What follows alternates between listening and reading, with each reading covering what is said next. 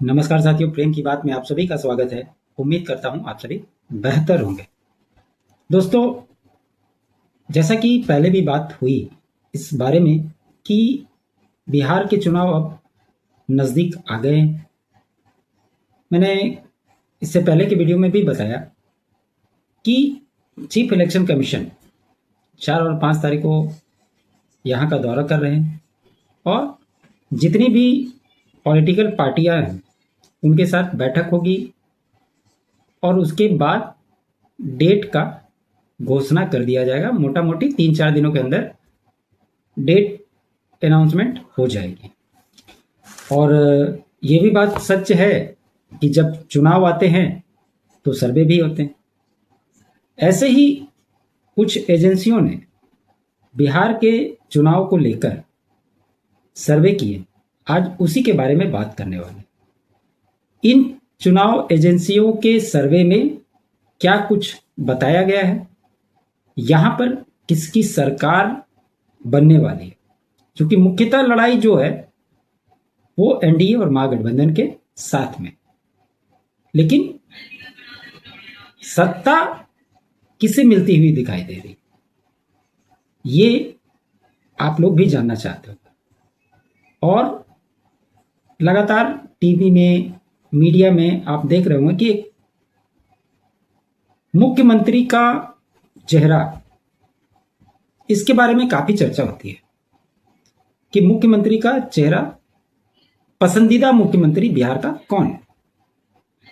और इसमें सबसे प्रबल दावेदारी जिनकी निकल करके आती है वो होता है तेजस्वी यादव। तो क्या जिस प्रकार से तेजस्वी यादव को भावी मुख्यमंत्री के रूप में इन सर्वे एजेंसियों ने दिखाया है, क्या उसी प्रकार से महागठबंधन की सरकार बनती हुई दिखाई दे रही है? इन्हीं सब चीजों के बारे में भी जानेंगे। और पोल ऑफ द पोल्स क्या होते हैं, टोटल सर्वे के आंकड़ों के हिसाब से कमोबेश किसकी सरकार बनती हुई दिखाई देगी, उस पर भी बात करेंगे। वीडियो को अंत तक देखिए। सारे सर्वे एजेंसियों के बारे में हम लोग इस बारे में बात करेंगे। तो इसको शुरू करते हैं। और सबसे पहले जो सर्वे एजेंसी का नाम आता है वो है इनसाइट का।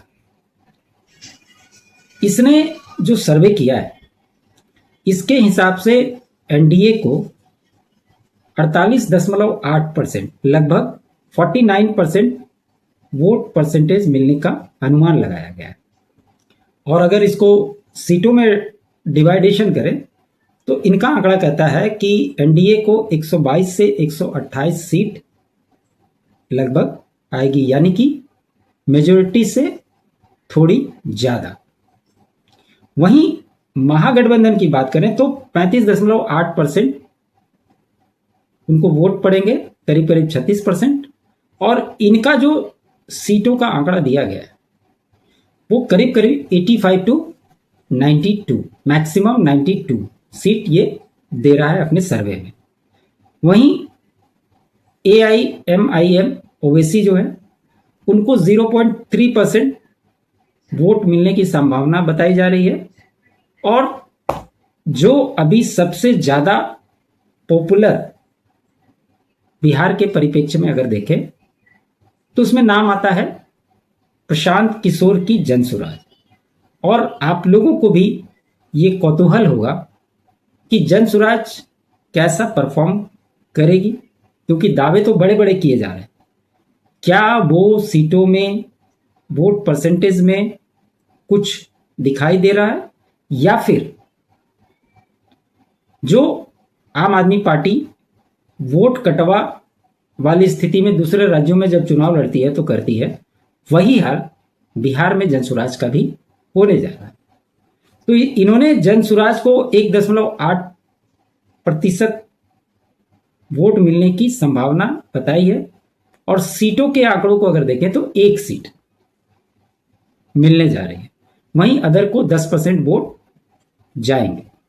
अब जैसे जैसे चुनाव नजदीक आते हैं तो अदर्स के जो वोट परसेंटेज होते हैं वो एनडीए या महागठबंधन किस ओर शिफ्ट होंगे ये तो आने वाले समय में पता चलेगा, लेकिन अभी के परिप्रेक्ष्य में 10% वोट अदर्स को मिल रहे हैं। तो इसके सर्वे के हिसाब से एनडीए बिहार में इस बार सरकार बना रही है। अब जो दूसरी एजेंसी है उसकी बात कर ले। दूसरी एक एजेंसी है पोल ट्रैकर। पोल ट्रैकर ने जो आंकड़े दिए ये बड़े ही चौंकाने वाले, और चूंकि जो लोग चैनल को देखते हैं उसमें काफी सारे लोग एनडीए के समर्थक भी होंगे, कई सारे लोग महागठबंधन को सपोर्ट करने वाले होंगे, कई लोग चाहते हैं कि तेजस्वी यादव की सरकार बने, कई लोग चाहते हैं कि एनडीए की सरकार बने। लेकिन हम सिर्फ ये पोल ट्रैकर क्या कह रहा है उसके हिसाब से ही आपको बता रहे हैं। इनके हिसाब से एनडीए को 42.8% मत मिलेंगे और जो मैक्सिमम सीटें मिलेगी वो होगी 112, मतलब बहुमत से 10 कम। वहीं महागठबंधन को 44.2% वोट मिलेगा और इनकी जो सीटें होगी वो होगी 126, यानी कि बहुमत से 4 ज्यादा। वहीं प्रशांत किशोर को 2.7% और सीटों का समीकरण 1 बताया गया है, और अदर्स को करीब करीब 10.5% और 8 सीट मिलने की संभावना बताई गई।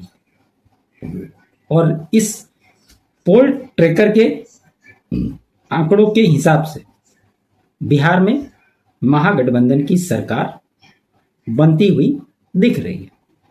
तो अभी मैंने 2 एग्जिट पोल एजेंसी का डेटा आपको शेयर किया, जिसमें एक इनसाइट जो है वो एनडीए की सरकार बना रही है और दूसरा पोल ट्रैकर जो महागठबंधन की सरकार बना रही है। तो दोनों सर्वे के हिसाब से एक एक दोनों को जाता है।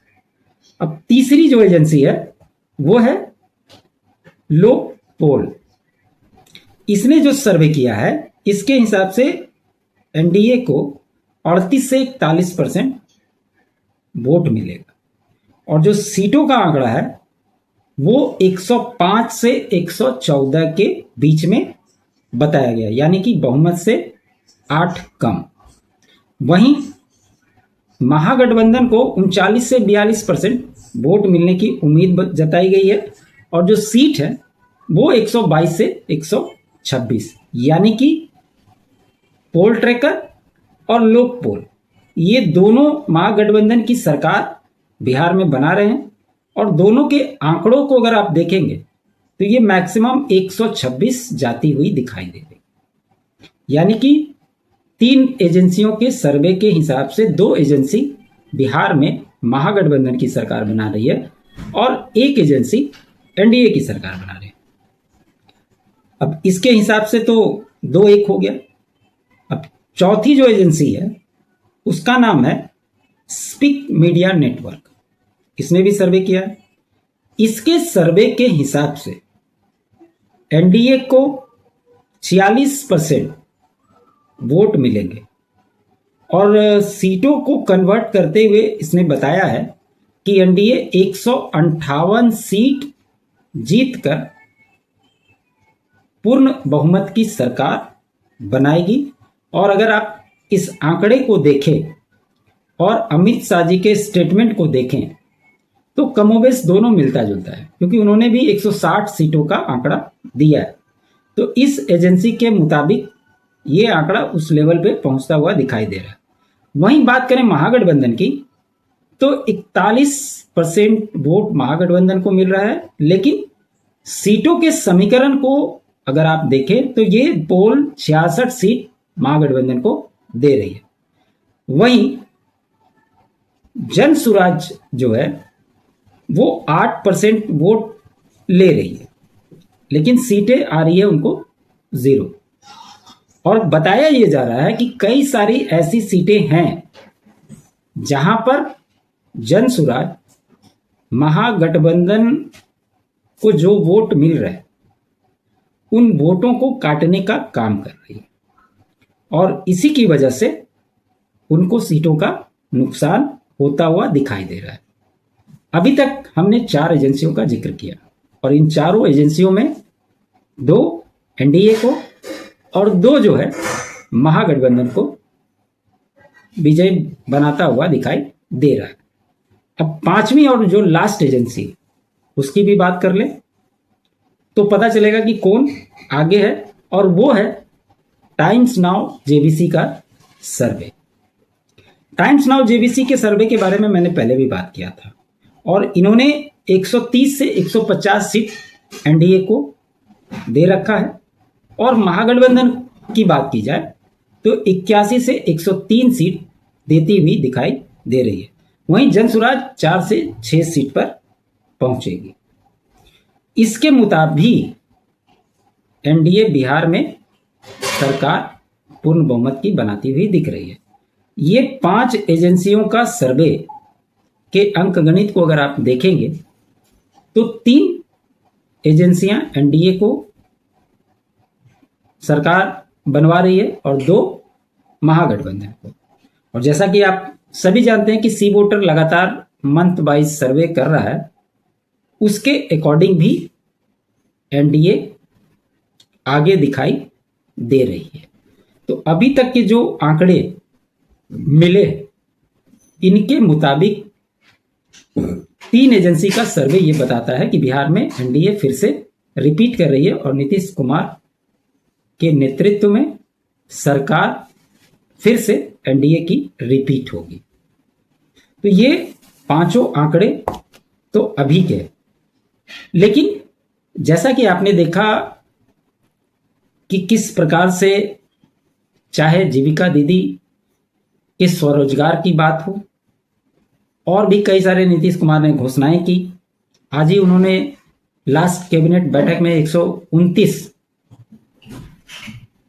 बिल पर मुहर लगाए, कई लोगों के मानदेय बढ़ाए और ये सारी स्कीम्स लगातार चल रहे हैं। उन्हें भी पता है कि कभी भी आचार संहिता लागू हो जाएगी, उससे पहले ये सारा काम किया जा रहा है। और जिस प्रकार से 125 यूनिट फ्री बिजली की बात करें, महिलाओं के स्वरोजगार के लिए जो 10-10 हज़ार रुपये गए उनकी बात करें, या फिर वृद्धा पेंशन की बात हो या अन्य योजनाओं में जो मूल राशि मिल रही थी उसको जस्ट दुगना कर दिया गया। आज की घोषणाओं में सबसे महत्वपूर्ण था छात्रवृत्ति योजना को डबल एक तरह से कर दिया गया। पहले क्लास से चौथे क्लास तक जहां 600 था उसको 1200 कर दिया गया, 1200 वाले को 2400 कर दिया गया और 1800 को 3600 कर दिया गया। एएनएम की सैलरी में भी इजाफा किया गया, 11,500 से बढ़ाकर 15,000 किया गया। और ये लगातार पिछले कुछ दिनों से जिस प्रकार सरकार इन चीजों पर काम कर रही है उसके बारे में हम लोग लगातार चर्चा करते रहे।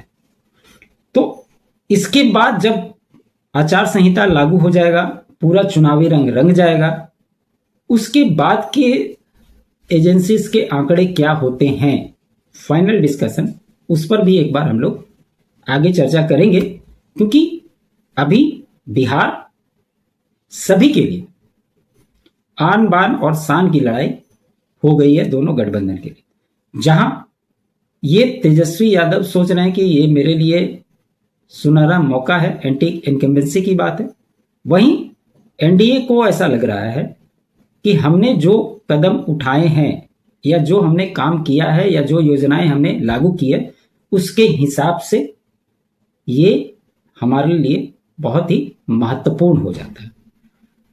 तो बाकी चीज तो जनता के मूड पर छोड़ते हैं और देखते हैं कि आने वाले समय में क्या इसी के अनुसार रिजल्ट आएंगे या पिछले कुछ समय से चुनावों के आंकड़े जिस प्रकार से एग्जिट पोल फेल हुए हैं क्या इसमें भी कुछ बदलाव होंगे, या फिर जैसी कि एजेंसियां बता रही है इसी के आसपास के रिजल्ट होंगे।